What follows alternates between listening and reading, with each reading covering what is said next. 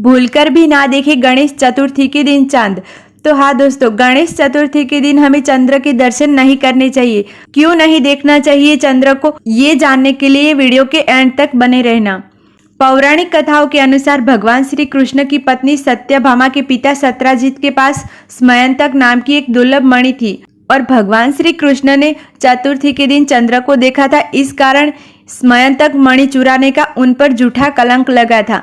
सत्यजित ने तपस्या करके वो मणि सूर्यदेव से प्राप्त की थी। जब सत्यजित सूर्यदेव के सामने मणि को रख के मंत्रोच्चार करता था तो उस मणि से 20 मन सोने की वर्षा होती थी। इसलिए सत्यजित द्वारिका में सबसे धनवान था। जब इस बात का पता राजकीय यादवों को हुआ तब उन्होंने मिलकर सत्यजित को बुलाया और वो मणि द्वारिका के राजा कृष्ण को देने के लिए कहा। लेकिन सत्यजित और उसका भाई मणि देने को तैयार नहीं थे। दूसरे दिन सत्यजित का भाई शिकार के लिए वन में जा रहा था तो वो मणि अपने साथ ले गया। जंगल में एक शेर ने उसका शिकार किया और वो मणि शेर ने अपने पास रख ली। पौराणिक कथाओं के अनुसार त्रेता युग में भगवान राम ने जामवंत को द्वापर युग में मिलने का वचन दिया था, तो जामवंत भगवान की प्रतीक्षा में वह जंगल में अपनी पुत्री के साथ रहते थे। जामवंत ने उस शेर को मारकर शेर से वह मणि प्राप्त की और अपनी पुत्री को दे दिया।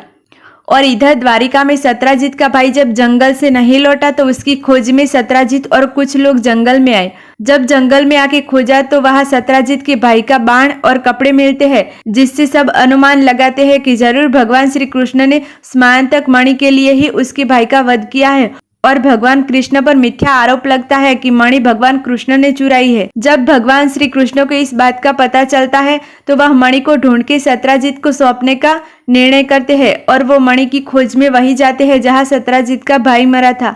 वहां शेर के पाव के निशान मिलते हैं और पास ही में एक गुफा मिलती है। जब कृष्ण गुफा में प्रवेश करते हैं तो देखते हैं कि जामवंत की पुत्री उस मणि से खेल रही थी। जब भगवान कृष्ण ने मणि ली तो जामवंती अपने पिता जामवंत को पुकारती है और जामवंत वहां आते हैं और भगवान कृष्ण को कहते हैं कि मणि मैंने शेर को मार के प्राप्त की है, अब ये मणि मेरी पुत्री का आभूषण है।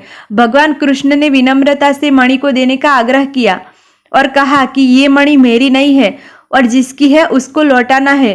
तब जामवंत ने मणि देने से साफ इनकार कर दिया था और भगवान श्री कृष्ण को युद्ध के लिए ललकारा था। उसके बाद दोनों के बीच युद्ध हुआ। युद्ध में जब जामवंत हारने लगे तो उन्होंने भगवान राम को पुकारा, जिसके कारण भगवान कृष्ण को अपने राम रूप में आना पड़ा। जामवंत अपने राम के दर्शन करके और भगवान से क्षमा मांग के मणि भगवान को देते हैं और उनकी पुत्री जामवंती से विवाह करने की प्रार्थना करते हैं। तब भगवान कृष्ण जामवंती से विवाह करके द्वारका लौटते हैं और वो मणि सत्यजित को देने जाते हैं।